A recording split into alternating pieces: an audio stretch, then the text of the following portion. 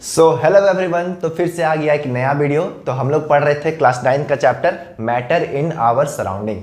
तो आज के वीडियो में हम लोग एक नया टॉपिक स्टार्ट करने वाले हैं। आज हम लोग पढ़ने वाले हैं change of states of matter, यानी कि मैटर का जो स्टेट होता है। मैटर का कितना स्टेट होता है? 3 स्टेट होता है, एक सॉलिड, लिक्विड और एक गैस। तो आज के वीडियो में हम लोग देखने वाले हैं कि कोई भी सॉलिड सब्सटेंस लिक्विड में कैसे चेंज होता है, या फिर कोई भी लिक्विड सब्सटेंस गैस में कैसे चेंज होता है, या फिर कोई भी गैस सब्सटेंस लिक्विड में कैसे चेंज होता है। यानी कहने का मतलब कोई भी मैटर अपना स्टेट कैसे चेंज करता है। ठीक है, तो आज का वीडियो बहुत ही इंटरेस्टिंग होने वाला है, बहुत मजा आने वाला है। तो बस वीडियो को एंड तक देखिएगा और वीडियो में बने रहेगा। ठीक है, तो चलिए बिना टाइम वेस्ट किए वीडियो को स्टार्ट करते हैं।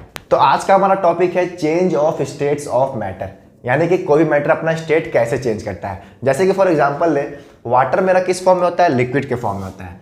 वाटर मेरा किस फॉर्म में होता है? लिक्विड के फॉर्म में होता है। ठीक है, यही वाटर को जब हम लोग फ्रिज में रख देते हैं तो मेरा क्या बन जाता है? आइस बन जाता है। ठीक है, आइस मेरा किसके फॉर्म में रहता है? सॉलिड के फॉर्म में रहता है।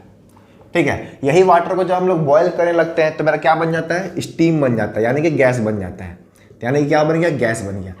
यानी कि यही वाटर मेरा आइस बन गया, यही वाटर मेरा स्टीम बन गया। तो यहाँ पे क्या हुआ? वाटर अपना स्टेट चेंज कर रहा है। यहाँ लिक्विड से सॉलिड बना, फिर सॉलिड से गैस बना। यानी कि यहाँ लिक्विड से सॉलिड भी बन सकता है, लिक्विड से गैस भी बन सकता है। तो इसी तरह अलग अलग सब्सटेंस अपना स्टेट चेंज करता है। यानी कि कोई भी सब्सटेंस सॉलिड में है तो लिक्विड में चेंज हो सकता है, कोई भी सब्सटेंस लिक्विड में है तो गैस में चेंज हो सकता है। तो इस मैटर को, इसका स्टेट को चेंज करने के लिए हम लोग 2 तरीके से चेंज कर सकते हैं। यानी कि कोई भी मैटर का उसका स्टेट को चेंज करना है तो हम लोग 2 तरीके से कर सकते हैं। क्या है? पहला है बाय चेंजिंग द टेम्परेचर। इसको जरा ध्यान से सुनिएगा, ठीक है? By changing the temperature. और दूसरा मेरा क्या है? By changing the pressure. By changing the pressure, यानी कि कोई भी सब्सटेंस का हम लोग टेम्परेचर चेंज करके उसका स्टेट चेंज कर सकते हैं। अब कैसे करते हैं तो हम लोग बाद में देखेंगे। तो बस 2 मेथड है जिससे हम लोग कोई भी मैटर का उसका स्टेट चेंज कर सकते हैं। पहला क्या है? टेम्परेचर चेंज करके। दूसरा क्या है मेरा? प्रेशर चेंज करके। अब टेम्परेचर चेंज करने का मतलब क्या हुआ? या तो हम लोग हीटिंग करेंगे, इसको ध्यान से सुनिएगा, या तो हीटिंग करेंगे या फिर कूलिंग करेंगे। बस यही 2 तरीके से हम लोग टेम्परेचर चेंज कर सकते हैं। टेम्परेचर बढ़ाना है तो हीटिंग कर देंगे, टेम्परेचर को कम करना है तो कूलिंग कर देंगे। अब प्रेशर चेंज करने का मतलब या तो प्रेशर को इंक्रीज कर देंगे तब उसका मैटर का स्टेट चेंज हो जाएगा, या फिर डिक्रीज कर देंगे। ठीक है, तो ये सब तरीके से हम लोग किसी भी मैटर का स्टेट चेंज कर सकते हैं। अगर आप लोग काइनेटिक थ्योरी ऑफ मैटर पढ़े होंगे या फिर हम उस वीडियो बना चुके हैं, वो वीडियो नहीं देखे तो प्लीज़ देख लीजिएगा, क्योंकि अगर वो वीडियो देख लेते हैं, काइनेटिक थ्योरी का आप लोग कॉन्सेप्ट ले लेते हैं, तो ये चीज़ आप लोग को बहुत अच्छे समझ में आने वाला है। तो हम सजेस्ट करेंगे कि आप लोग नहीं देखे तो प्लीज़ जाके देख लीजिए। उस वीडियो का लिंक हम अपने डिस्क्रिप्शन बॉक्स में डाल देंगे। ठीक है, तो एक बार उसको देख कर आइएगा, तभी ये वाला वीडियो देखिएगा, तब अच्छे समझ में आएगा। तो काइनेटिक थ्योरी मैटर हम लोग क्या देखे थे कि पार्टिकल्स के बीच में जो स्पेस होता है, यानी कि the space between the particles, या फिर मूवमेंट ऑफ पार्टिकल्स, या फिर force of attraction between the particles, ये सब हम लोग चेंज कर सकते हैं बाय चेंजिंग द टेम्परेचर। ये हम लोग पढ़े थे, लेकिन हम लोग क्या देखने वाले हैं कि बाय चेंजिंग द प्रेशर भी हम लोग उसका चेंज कर सकते हैं। यानी कि सपोज कि सॉलिड में क्या होता है? पार्टिकल्स मूवमेंट उतना फास्ट नहीं करता, सॉलिड में पार्टिकल्स काफ़ी क्लोज होता है ना? तो हम लोग क्या देखे थे काइनेटिक थ्योरी ऑफ मैटर में कि अगर टेम्परेचर बढ़ाएंगे तो इसका पार्टिकल्स क्या होता है? थोड़ा सा फास्ट मूव करने लगता है, यानी कि पार्टिकल्स का नेचर चेंज होने लगता है। पार्टिकल्स के बीच में स्पेस बढ़ने लगेगा, पार्टिकल्स फास्ट मूव करने लगेगा। तो ये सब कैसे होता है? By changing the temperature. Temperature change करेंगे तो इसका space between the particles change हो सकता है, इसका फोर्स ऑफ अट्रैक्शन चेंज हो सकता है, या फिर इसका मूवमेंट चेंज हो सकता है बाय चेंजिंग द टेम्परेचर या फिर बाय चेंजिंग द प्रेशर। तो ये 2 फैक्टर पर डिपेंड करता है कि कोई भी मैटर कौन सा स्टेट में होगा। बात समझ में आ रहा है? अगर समझिएगा एक बात, अगर हम बोलेंगे वाटर मेरा 0 डिग्री सेल्सियस में है, इसका मतलब क्या समझिएगा? ये मेरा क्या है? आइस बन चुका है। ठीक है, अगर यही बोलेंगे वाटर मेरा 100 डिग्री सेल्सियस में है तो क्या बोलेगा? ये मेरा स्टीम बन चुका है, यानी कि भाप बन चुका है। अगर नॉर्मल टेम्परेचर रहेगा, जैसे कि नॉर्मल टेम्परेचर रहेगा तो किस फॉर्म में रहेगा? वाटर का ही फॉर्म में रहेगा। यानी कि हम लोग टेम्परेचर डिसाइड करता है कि कोई भी सब्सटेंस किस स्टेट में है। अगर वाटर को 0 डिग्री सेल्सियस बताएंगे तो क्या बोलेगा? आइस है। वही बोलेंगे 100 डिग्री सेल्सियस तो क्या बोलेगा? स्टीम है। अगर वही बोलेंगे नॉर्मल टेम्परेचर में तो क्या बोलेगा? लिक्विड के फॉर्म में है। तो टेम्परेचर डिसाइड किया ना कि वाटर मेरा किस स्टेट में है। तो 2 फैक्टर से हम लोग डिसाइड कर सकते हैं कि कोई भी मैटर किस स्टेट में, एक टेम्परेचर और एक प्रेशर। इतना याद रखना है। तो आज के वीडियो में हम लोग देखने वाले हैं कि इफेक्ट ऑफ टेम्परेचर, यानी कि change of effect of temperature, यानी कि टेम्परेचर चेंज करके हम लोग मैटर में क्या इफेक्ट होता है वो हम लोग आज के वीडियो में देखने वाले हैं। प्रेशर हम लोग किसी और वीडियो में देखेंगे, ठीक है, वरना वीडियो काफ़ी लंबा बन जाएगा। तो बस हम लोग आज देखने वाले हैं कि टेम्परेचर चेंज कर करके हम लोग मैटर का स्टेट को कैसे चेंज करते हैं। बात समझ आ रहा है? क्या पढ़ने वाले हैं कि टेम्परेचर चेंज करके मैटर का कैसे हम लोग स्टेट उसका चेंज कर सकते हैं, ठीक है। तो इतना अगर नोट डाउन करना चाहते हैं तो नोट डाउन कर सकते हैं। हम लोग अब आगे बढ़ने वाले हैं। तो अब हम लोग देखने वाले हैं कि टेम्परेचर चेंज करके मैटर का उसका स्टेट को कैसे चेंज करते हैं। देखिए मेनली इसका 4 प्रोसेस होता है। हम लोग अभी 4 प्रोसेस पढ़ने वाले हैं। उस चारों प्रोसेस से ये समझ में आएगा कि कोई भी मैटर का स्टेट को किस सॉलिड से लिक्विड में कैसे चेंज करते हैं, लिक्विड से गैस में कैसे चेंज करते हैं, या फिर गैस से सॉलिड में कैसे चेंज करते हैं, ठीक है। तो ज़रा ध्यान दीजिएगा। पहला प्रोसेस का नाम है मेल्टिंग, दूसरा का नाम है बॉइलिंग, तीसरा का नाम है कंडेंसेशन, चौथा का नाम है फ्रीजिंग। मेल्टिंग में क्या होता है, जब अगर हम लोग सॉलिड को लिक्विड में चेंज करेंगे तो उसको क्या बोलते हैं, मेल्टिंग। यहाँ पे लिखा हुआ है सॉलिड को लिक्विड में चेंज करेंगे तो क्या होगा, मेल्टिंग। इसको हम लोग और डिटेल में पढ़ेंगे, पहले ओवरव्यू देख लीजिए, ठीक है। सेकेंड है मेरा बॉइलिंग। बॉइलिंग में क्या होता है, लिक्विड को हम लोग गैस के स्टेट में चेंज करते हैं। जैसे कि वाटर को हम लोग गर्म करते हैं तो क्या बनता है, स्टीम बन जाता है। तो वहाँ पे क्या होता है, बॉइलिंग हम लोग बोलते हैं ना, बॉइलिंग ऑफ वाटर हो रहा है वहाँ पर। तो ये होता है बॉइलिंग। तीसरा मेरा क्या है, कंडेंसेशन। अब देखिए यहाँ तो गैस बन गया था, अब गैस से वापस लिक्विड में चेंज करेंगे तो उसको क्या बोलेंगे, कंडेंसेशन। और चौथा है मेरा फ्रीजिंग। फ्रीजिंग में तो आप समझ ही गए होंगे, अगर हम लोग लिक्विड को सॉलिड में चेंज कर देते हैं तो मेरा हो जाता है फ्रीजिंग। जैसे कि हम लोग वाटर को फ्रिज में रखते हैं तो मेरा देखते हैं ना आइस बन जाता है। तो मेरा क्या है, आइस क्या है, सॉलिड है, और लिक्विड में वाटर मेरा क्या था, लिक्विड था। तो हम लोग लिक्विड को सॉलिड में चेंज करेंगे तो उसको बोलेंगे फ्रीजिंग। तो ये 4 प्रोसेस आपको समझना है कि मेल्टिंग क्या होता है, बॉइलिंग क्या होता है, कंडेंसेशन क्या होता है, फ्रीजिंग क्या होता है। तो यही चारों प्रोसेस को भी हम लोग डिटेल में समझने वाले हैं। तो इसको आप लोग नोट डाउन करना चाहते हैं तो नोट डाउन कर सकते हैं। अब देखिए जो मेरा पहला प्रोसेस है उसका नाम है मेल्टिंग। मेल्टिंग का मतलब सॉलिड सब्सटेंस अगर लिक्विड में चेंज होने लगेगा तो क्या बोलेंगे, मेल्टिंग। जैसे फॉर एग्जांपल आइस को हम लोग हीट सप्लाई करते हैं तो क्या होता है, वाटर में चेंज होने लगता है। तो यहाँ पे क्या बोलेंगे, मेल्टिंग ऑफ आइस। कभी भी अगर कोई भी सॉलिड सब्सटेंस अगर लिक्विड में चेंज होने लगता है तो वहाँ पे हम लोग क्या बोलेंगे, मेल्टिंग हो रहा है। तो इसका डेफिनेशन देख लेते हैं क्या है एक बार, the process in which a solid substance changes into liquid. यानी कि अगर कभी भी सॉलिड सब्सटेंस लिक्विड में चेंज हो जाएगा तो उसको क्या बोलेंगे, मेल्टिंग हो रहा है। उस प्रोसेस का नाम क्या है, मेल्टिंग, ठीक है। जैसे फॉर एग्जांपल आपको दे चुके हैं, आइस को हीट सप्लाई करते हैं तो वो मेरा वाटर में चेंज होता है, यानी कि वहाँ पे मेल्टिंग ऑफ आइस हो रहा है, ठीक है। ये तो समझ गए मेल्टिंग क्या होता है। अब देखिए जिस टेम्परेचर पे कोई भी सॉलिड सब्सटेंस मेल्ट होना स्टार्ट होता है या फिर जिस टेम्परेचर पे कोई भी सॉलिड सब्सटेंस लिक्विड में चेंज होने लगता है उस टेम्परेचर को बोलते हैं मेल्टिंग पॉइंट। समझिएगा मेल्टिंग पॉइंट किसको बोलते हैं, जिस टेम्परेचर पे कोई भी सॉलिड सब्सटेंस लिक्विड में चेंज होने लगता है उस टेम्परेचर को बोलते हैं मेल्टिंग पॉइंट। तो मेल्टिंग पॉइंट का डेफिनेशन यहाँ पे लिखा हुआ है, क्या है, the temperature at which solid substance melts and changes into solid is called melting point। यानी कि melting point मेरा एक टेम्परेचर है बट melting मेरा क्या, एक प्रोसेस है। इसको ध्यान रखना है, मेल्टिंग मेरा प्रोसेस है और मेल्टिंग पॉइंट मेरा एक टेम्परेचर है। मेल्टिंग पॉइंट क्या है, मेरा एक टेम्परेचर है। जैसे फॉर एग्जांपल आइस का मेल्टिंग पॉइंट कितना है, 0 डिग्री सेल्सियस, ठीक है। यानी कि आइस को इतना टेम्परेचर पर रखेंगे तो ये मेरा मेल्ट करना स्टार्ट कर देगा, ठीक है। तो अलग अलग सब्सटेंस का अलग अलग मेल्टिंग पॉइंट होता है। जैसे फॉर एग्जांपल आइस का आइस तो लिख चुके हैं, वैक्स का मेल्टिंग पॉइंट होता है 63 डिग्री सेल्सियस। आयरन का होता है 1535 डिग्री सेल्सियस, है ना। यानी कि आयरन का काफ़ी हाई मेल्टिंग पॉइंट है एज कंपेरिजन टू आइस या फिर वैक्स। अच्छा मेल्टिंग पॉइंट तो समझ गए, मेल्टिंग पॉइंट क्या होता है। तो मेल्टिंग पॉइंट से क्या पता चलता है, यानी कि मेल्टिंग पॉइंट हम लोग क्या मेजर करते हैं। याद रखना है मेल्टिंग पॉइंट जिस भी सब्सटेंस का जितना ज़्यादा होगा उसका force of attraction between the particles काफ़ी स्ट्रांग होगा। हम लोग ये तो पढ़ चुके हैं ना कि पार्टिकल्स के बीच में फोर्स ऑफ अट्रैक्शन होता है ना। तो मेल्टिंग पॉइंट से क्या पता चलेगा कि जिस भी सब्सटेंस, यहाँ पे 3 सब्सटेंस है, पहला दूसरा तीसरा, और भी बहुत होगा बट अभी 3 लिखे हैं। तो जिस भी सब्सटेंस का जितना ज़्यादा मेल्टिंग पॉइंट होगा, जिस भी सब्सटेंस का ज़्यादा मेल्टिंग पॉइंट होगा उस सब्सटेंस का फोर्स ऑफ अट्रैक्शन सबसे ज़्यादा होगा। समझ में आ गया। तो यहाँ पे लिख लीजिएगा आप लोग पॉइंट बना के, मेल्टिंग पॉइंट जितना ज़्यादा होगा उसका फोर्स ऑफ अट्रैक्शन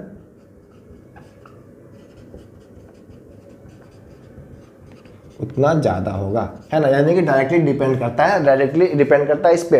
यानी कि सपोज फॉर एग्जांपल इस तीनों सब्सटेंस में सबसे ज़्यादा फोर्स ऑफ अट्रैक्शन किस सब्सटेंस का होगा, आयरन का होगा कि वैक्स का होगा कि आइस का होगा। सिंपल हमको दिख रहा है आयरन का होगा, क्यों, क्योंकि इसका मेल्टिंग पॉइंट काफ़ी हाई है। अगर आपसे कोई क्वेश्चन नहीं पूछता, कोई दो सब्सटेंस बोल देगा ए है और ये बी है, ठीक है, तो बोलेगा ए का मेल्टिंग पॉइंट है मेरा 10 डिग्री सेल्सियस और बी का है मेरा 90 डिग्री सेल्सियस। तो फोर्स ऑफ अट्रैक्शन किस में स्ट्रांग होगा, ए में कि बी में?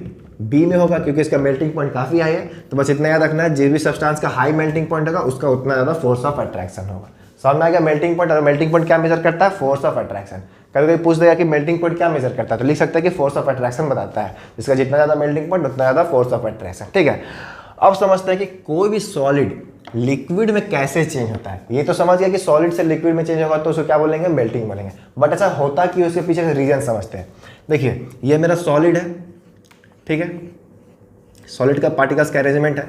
हम लोग काइनेटिक थ्योरी ऑफ मैटर में पढ़ चुके हैं कि पार्टिकल्स का जो मूवमेंट है या फिर पार्टिकल्स का जो स्पेस बिटवीन द पार्टिकल्स है या फिर पार्टिकल्स का बोल सकते हैं फोर्स ऑफ अट्रैक्शन, उसको चेंज कर सकते हैं बाय चेंजिंग द टेम्परेचर। अगर पार्टिकल्स का मूवमेंट को बढ़ाना है तो टेम्परेचर बढ़ाना होगा, स्पेस बिटवीन द पार्टिकल्स को बढ़ाना है तो टेम्परेचर बढ़ाना होगा, या फिर फोर्स ऑफ अट्रैक्शन को कम करना है तो टेम्परेचर बढ़ाना होगा। यानी कि उसका जो नेचर है फोर्स ऑफ अट्रैक्शन या फिर मूवमेंट ऑफ पार्टिकल्स, उसको चेंज कर सकते हैं बाई चेंजिंग द टेम्परेचर, ठीक है।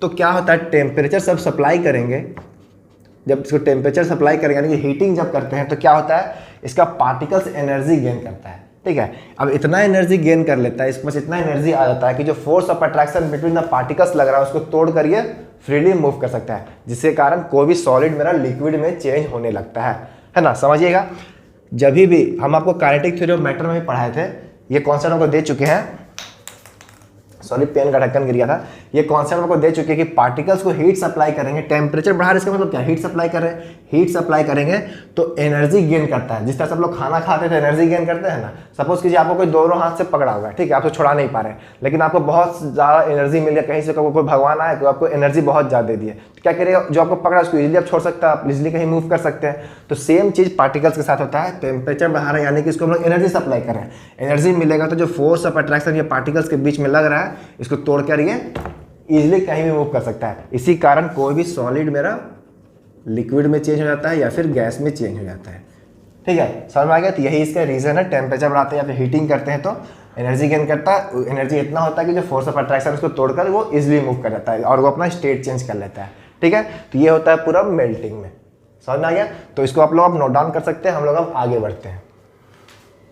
देखिए हम लोग एक प्रोसेस समझ चुके हैं, मेल्टिंग समझ चुके हैं, अब हम लोग समझने वाले हैं बॉइलिंग क्या होता है। बॉइलिंग मतलब समझिएगा कि कोई भी लिक्विड जब गैस में चेंज होने लगता है तो उसे क्या बोलते हैं, बॉइलिंग, ठीक है। जैसे कि एग्जांपल दे तो वाटर को जब हम लोग गर्म करते हैं, अगर उसको ज़्यादा गर्म करते देखते हैं ना कि भाप बनने लगता है यानी कि स्टीम के फॉर्म में चेंज होने लगता है, तो यहाँ पे क्या होता है, लिक्विड मेरा गैस में चेंज हो रहा है, तो यहाँ पे हम लोग क्या बोल सकते हैं, बॉइलिंग ऑफ वाटर।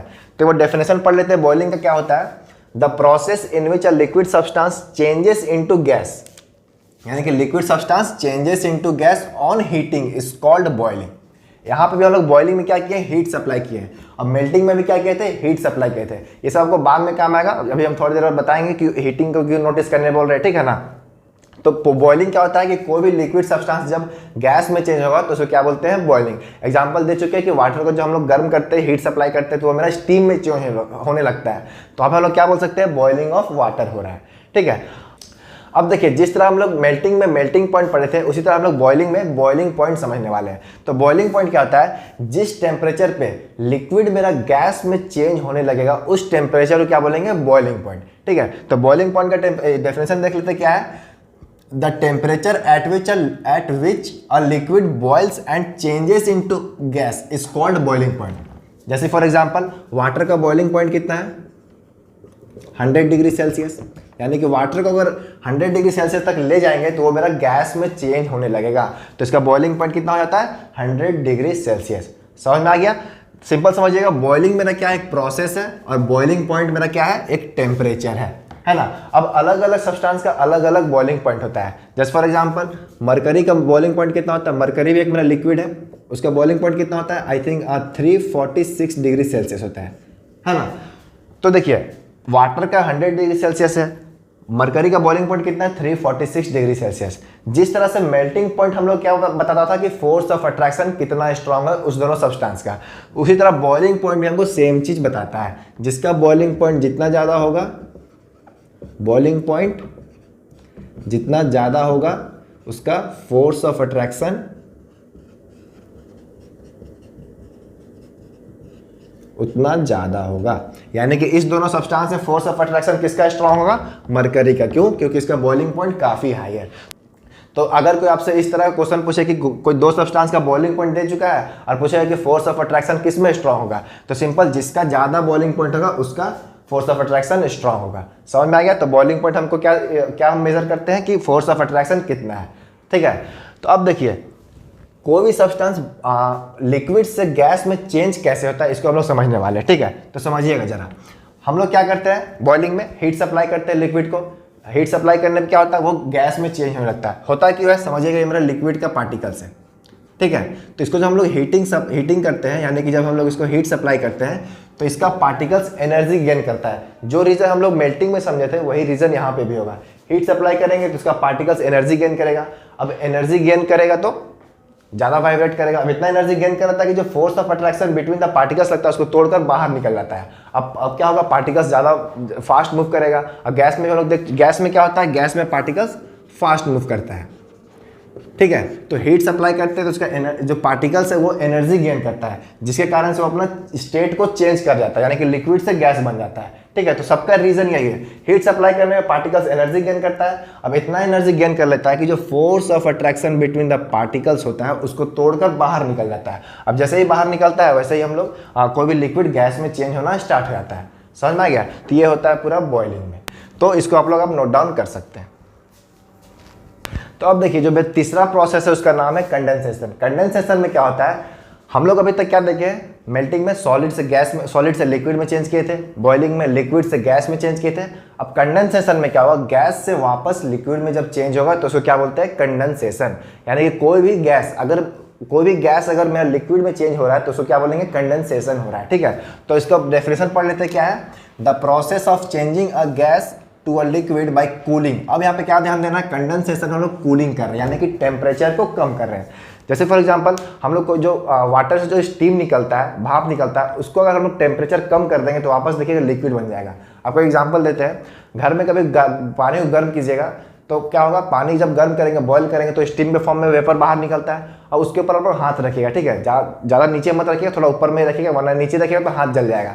तो ऊपर रखने पे क्या होगा, आपका हाथ थोड़ा हॉट फील करेगा। ठीक है, अब उस हाथ को हटा दीजिएगा वहाँ से, देखिए आपका हाथ में क्या आ जाएगा, पानी आ जाएगा। क्यों? क्योंकि जो वेपर आप लिए थे यहाँ से वो मेरा लिक्विड में चेंज हो चुका है। तो यहाँ पे क्या हुआ, कंडेंसेशन हुआ। यानी कि जब भी गैस मेरा लिक्विड में चेंज होगा तो उसको क्या बोलेंगे, कंडेंसेशन हो रहा है। यहाँ पर हम लोग टेम्परेचर को कम करते हैं, हीट सप्लाई नहीं करते हैं, हम लोग कूलिंग करते हैं।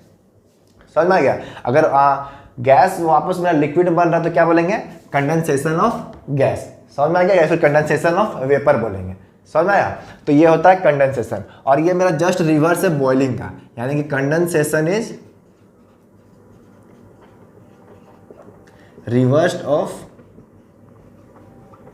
बॉइलिंग। समझ में आ गया?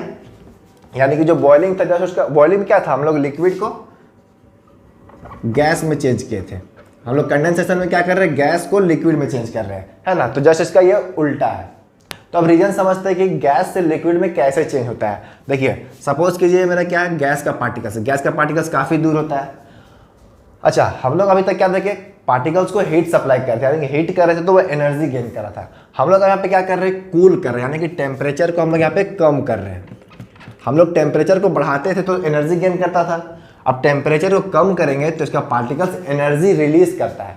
देखिए हीट सप्लाई करते हैं तो इसका एनर्जी गेन करता था, अब टेम्परेचर कम करेंगे तो एनर्जी रिलीज करेगा। अब अपने अंदर से एनर्जी निकाल देगा तो इसको एनर्जी बचेगा नहीं, एनर्जी बचेगा नहीं तो ये पार्टिकल्स काफ़ी क्लोज आ जाता है और फिर वो मेरा लिक्विड में चेंज हो जाता है, यानी कि पार्टिकल्स अब काफ़ी क्लोज आ जाएगा। अब क्लोज आएगा तो फोर्स ऑफ अट्रैक्शन स्ट्रांग हो जाएगा, फोर्स ऑफ अट्रैक्शन स्ट्रांग होगा तो फिर ये मेरा लिक्विड बन जाता है। समझ में? कुछ इसलिए होता है, यानी कि अगर टेम्परेचर बढ़ाएंगे तो एनर्जी गेन करता है, टेम्परेचर कम करेंगे तो एनर्जी रिलीज करेगा, एनर्जी रिलीज करेगा तो पार्टिकल्स क्लोज आएगा तो फोर्स ऑफ अट्रैक्शन स्ट्रांग हो जाता है, जिसके कारण फिर वो लिक्विड के फॉर्म में चेंज हो जाता है। तो ये होता है पूरा कंडेंसेशन में। समझ में आ गया? तो इसको आप लोग अब नोट डाउन कर सकते हैं। तो हम लोग अब एक लास्ट प्रोसेस बच गया है, फ्रीजिंग। इसको हम लोग अब समझने वाले हैं। फ्रीजिंग का मतलब अगर कोई भी लिक्विड सब्सटेंस सॉलिड में चेंज हो जाएगा तो उसको क्या बोलते हैं, फ्रीजिंग। जैसे फॉर एग्जांपल आप लोग के घर में फ्रिज होगा तो वहाँ पे फ्रिज के अंदर जब भी वाटर रखते हैं तो वो मेरा आइस के रूप में चेंज हो जाता है, यानी कि वाटर था मेरा लिक्विड, अब फ्रिज में कुछ देर रखने के बाद वो मेरा सॉलिड के रूप में चेंज हो जाता है, यानी कि वहाँ पे आइस बन जाता है, तो क्या बोलेंगे वहाँ पे, फ्रीजिंग हुआ। तो फ्रीजिंग का अगर डेफिनेशन पढ़ लेते क्या है, the process of changing a liquid into a solid on cooling. यहाँ पे भी यानी कि फ्रीजिंग हम लोग क्या कर रहे हैं, कूल कर रहे हैं, इज कॉल्ड फ्रीजिंग। सिंपल है, क्या है, अगर कोई भी लिक्विड मेरा सॉलिड में चेंज हो जाता है कूलिंग करके, यानी कि टेम्परेचर कम करके, तो क्या बोलेंगे उसको, फ्रीजिंग बोलेंगे। ठीक है, अब देखिए फ्रीजिंग को हम लोग कभी कभी सॉलिडिफिकेशन भी बोलते हैं, इसलिए यहाँ पे लिखा हुआ है it is also called solidification. Confuse नहीं होना है, जो फ्रीजिंग होता है उसी का दूसरा नाम है सॉलिडिफिकेशन। अब देखिए जिस तरह से हम लोग देखे थे मेल्टिंग में मेल्टिंग पॉइंट, बॉइलिंग में बॉइलिंग पॉइंट, उसी तरह फ्रीजिंग में भी एक फ्रीजिंग पॉइंट होता है। अब फ्रीजिंग पॉइंट क्या होता है, कोई भी लिक्विड का, ध्यान देना, कोई भी लिक्विड का फ्रीजिंग पॉइंट, कोई भी लिक्विड का फ्रीजिंग पॉइंट कितना होगा, जितना उस सॉलिड का मेल्टिंग पॉइंट होगा, यानी कि उस सॉलिड का मेल्टिंग पॉइंट जितना होगा उतना ही उसका फ्रीजिंग पॉइंट भी होगा। जैसे फॉर एग्जांपल आइस का फ्रीजिंग पॉइंट कितना होता है, सॉरी आइस का मेल्टिंग पॉइंट कितना होता है, 0 डिग्री सेल्सियस। वही वाटर का फ्रीजिंग पॉइंट कितना होता है, 0 डिग्री सेल्सियस, यानी कि जितना फ्रीजिंग पॉइंट होगा उतना ही मेल्टिंग पॉइंट होगा। इससे थर्ड पॉइंट क्या लिखा हुआ है, the freezing point of a liquid is same as the melting point of a solid. इसको आपको याद रखना, बस ये वाटर का बात नहीं, कोई भी सॉलिड से लिक्विड या फिर लिक्विड से सॉलिड बनता है उसका फ्रीजिंग पॉइंट और मेल्टिंग पॉइंट हमेशा सेम होता है। बात समझ में आया, तो ये होता है फ्रीजिंग। अब रीजन समझते हैं क्यों होता है फ्रीजिंग, यानी कि कोई भी लिक्विड मेरा सॉलिड में चेंज क्यों होता है। जो रीजन हम लोग कंडेंसेशन में देखे थे वही रीजन मेरा फ्रीजिंग में भी होगा। क्या होगा, सपोज कीजिए मेरा लिक्विड का पार्टिकल्स है, ठीक है, थोड़ा गैप बना रहता है इसमें, तो हम लोग यहाँ पे क्या कर रहे हैं, टेम्परेचर को कम कर रहे हैं। टेम्परेचर कम करने से क्या होगा, एनर्जी रिलीज करेगा। हीट सप्लाई करते थे तो एनर्जी गेन करता था, यानी कि टेम्परेचर को बढ़ाते थे तो एनर्जी गेन करता था, लेकिन यहाँ पे टेम्परेचर को कम किया तो एनर्जी क्या करेगा, बाहर निकालेगा। एनर्जी को बाहर निकालेगा तो क्या होगा, एनर्जी की कमी हो जाएगा इसके ऊपर, तो कमी होगा तो क्या होगा, पार्टिकल्स काफ़ी क्लोज आ जाएगा। क्लोज आने से क्या होगा, स्ट्रॉन्ग फोर्स ऑफ अट्रैक्शन होगा, फिर ये वापस मेरा सॉलिड बन जाएगा। ये मेरा सॉलिड का पार्टिकल्स का अरेंजमेंट है, देखे ना, सॉलिड बन गया क्योंकि काफ़ी क्लोज हो जाता है पार्टिकल। कोई भी पार्टिकल्स अपना एनर्जी रिलीज करता है तो अगर वही एनर्जी गेन करेगा तो काफ़ी दूर दूर हो जाता है। इसको याद रखना, कोई भी पार्टिकल्स अगर एनर्जी गेन किया, एनर्जी अगर गेन करेगा तो ये मेरा क्या हो जाएगा, काफ़ी दूर दूर चला जाएगा। ठीक है, अगर एनर्जी लूज कर देगा, एनर्जी लूज कर देगा तो वापस मेरा इसी फेज में आ जाएगा। समझ में आ गया, तो इसी यही कॉन्सेप्ट को लेके चलना, ये हम लोग काइनेटिक थ्योरी ऑफ मैटर में बहुत अच्छे से समझे थे, इसलिए हम पहले ही बोले थे कि वो वीडियो तो देखे होंगे तो ये आपको अच्छे से समझ में आ रहा होगा। ठीक है, तो ये टोटल है ओवरऑल फ्रीजिंग, तो इसको आप लोग अब नोट डाउन कर सकते हैं। अब देखिए हम लोग एक बार ओवरव्यू देख लेते हैं कि क्या क्या पढ़े थे हम लोग। ठीक है, हम लोग 4 प्रोसेस पढ़े थे कि जैसे टेम्परेचर चेंज करने से कोई भी मैटर का स्टेट उसका चेंज कर सकते हैं। तो पहला क्या पढ़े थे, मेल्टिंग, सेकेंड में बॉइलिंग, थर्ड में कंडेंसेशन, फोर्थ में फ्रीजिंग। अच्छा, हम लोग मेल्टिंग में क्या किए थे, हम पहले ही वीडियो को मतलब जब इसको स्टार्ट किए थे, टॉपिक स्टार्ट होने से पहले ही बोले थे कि टेम्परेचर को हम लोग कैसे, टेम्परेचर चेंज करने का मतलब या तो हीटिंग कर सकते हैं या तो कूलिंग कर सकते हैं, है ना। तो मेल्टिंग में हम लोग क्या किए थे, हीटिंग किए थे। बॉइलिंग में क्या किए थे, हीटिंग किए थे। कंडेंसेशन में क्या किए थे, कूलिंग किए थे। और फ्रीजिंग में क्या किए थे, कूलिंग किए थे। ठीक है, समझने वाली बात क्या है, बॉइलिंग का जस्ट उल्टा ये है और मेल्टिंग का जस्ट उल्टा ये है ना। मेल्टिंग में क्या था, सॉलिड से लिक्विड में चेंज हुआ था। फ्रीजिंग में क्या हुआ, लिक्विड से सॉलिड में चेंज हुआ। बॉइलिंग में क्या था, लिक्विड से गैस में चेंज हुआ था। और कंडेंसेशन में गैस से लिक्विड में हुआ था है ना। तो ये जस्ट इसका उल्टा है। तो ये था ओवरऑल मेरा 4 प्रोसेस जिसके हेल्प से हम लोग किसी भी मैटर का स्टेट चेंज कर सकते हैं बाय चेंजिंग द टेम्परेचर। ठीक है, तो आज के वीडियो को बस यहीं पे रोकते हैं। अब देखिए अगला वीडियो में हम लोग बाय चेंजिंग द प्रेशर नहीं पढ़ेंगे, इसमें हम लोग को और 2 चीज़ पढ़ना है, लैटेंट हीट और एक सब्लिमेशन। तो नेक्स्ट वीडियो में हम लोग लैटेंट हीट और सब्लिमेशन पढ़ेंगे। तो आज के वीडियो में बस इतना ही रखते हैं, मिलते हैं अगले वीडियो में जहाँ हम लोग लैटेंट हीट और सब्लिमेशन पढ़ेंगे। उसके बाद हम लोग effect of change of pressure. ठीक है, तो आज के वीडियो में बस इतना ही रखते हैं, मिलते हैं अगले वीडियो में। तो पढ़ाई करते रहे, बेस्ट ऑफ लक।